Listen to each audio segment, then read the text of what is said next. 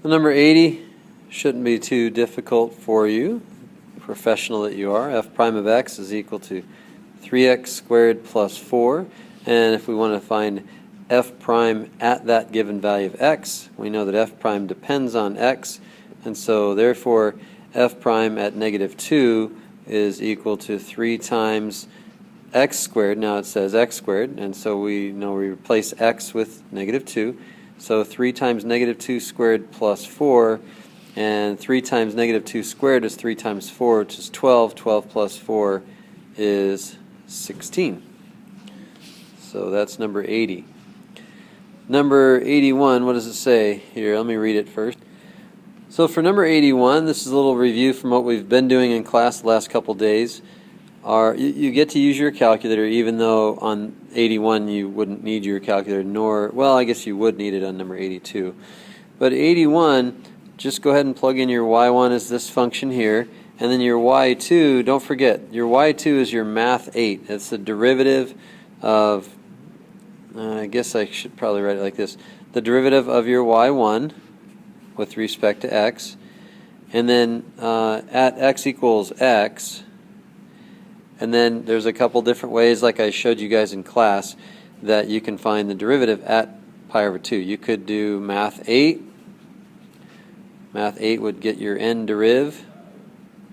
Basically, it's your n deriv of your y1 comma x comma pi over 2. And that's going to equal 0.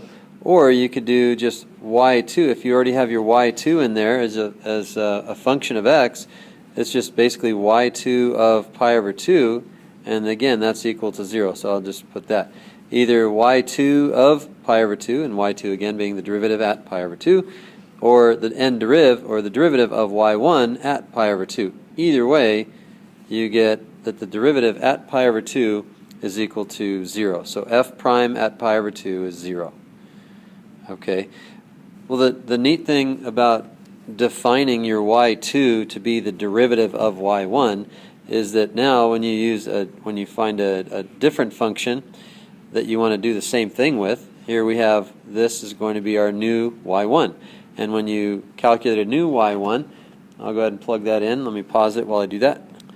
One thing I wanted to make sure I mentioned, make sure that you are in radian mode, that you are out of degree mode and in radian mode, because when you're dealing with trig functions in calculus, you will always be in radian mode. And so once you define y2 to be your derivative of your y1, here you just calculate y2 at 7, because that's the derivative at 7, and that's going to be about, I should put the little squigglies there, 5.857, and that is it. Wondering whether I'm going to have room for this next part here. 83, the volume is 2 pi r squared. Find the instantaneous rate of change of volume with respect to radius. Okay, this might be a bit difficult for some of you because we've been just dealing with y as a function of x, but this will be really helpful, I think, in helping you apply what you've been learning.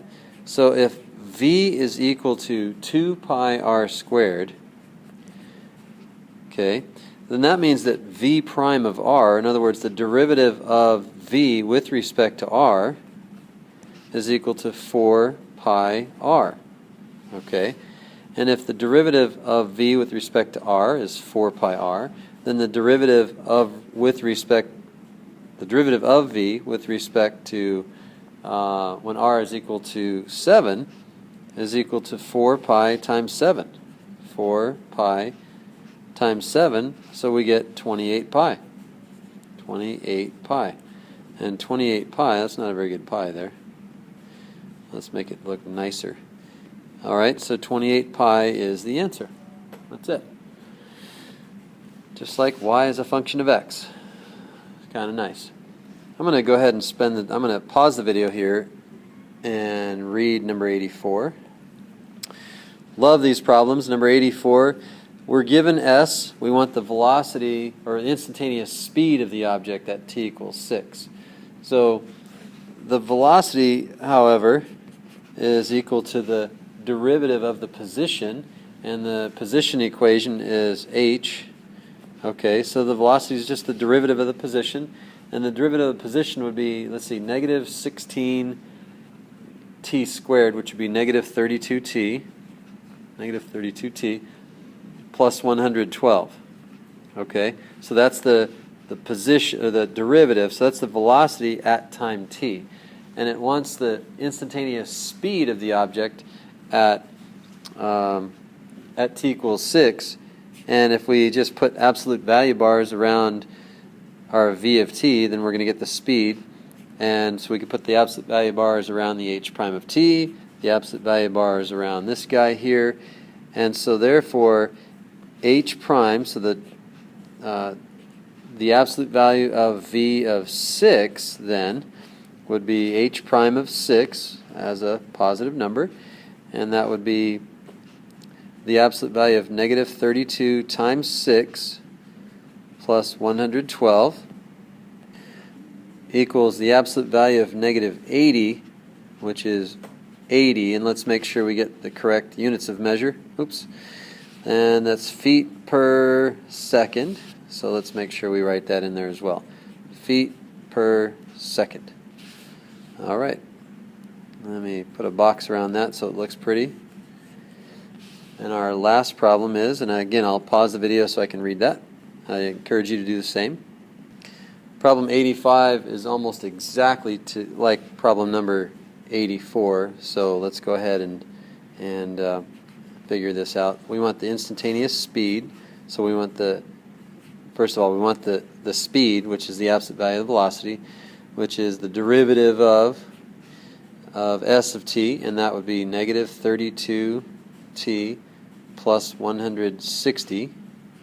Okay, and since that's the case, we know that the instantaneous velocity, or speed I should say, at t equals 7 would be equal to the absolute value of negative 32 times 7 plus 160 equals the absolute value of negative 64, which is 64, and we have feet per second again, feet per second, yes. So we have negative 64 feet per second. So that's the instantaneous speed. Now the velocity, on the other hand, is negative 64 feet per second, but the speed is always going to be a positive number. The speed is always the absolute value of the velocity, and it would go well with you if you could remember that. And that's it for this video.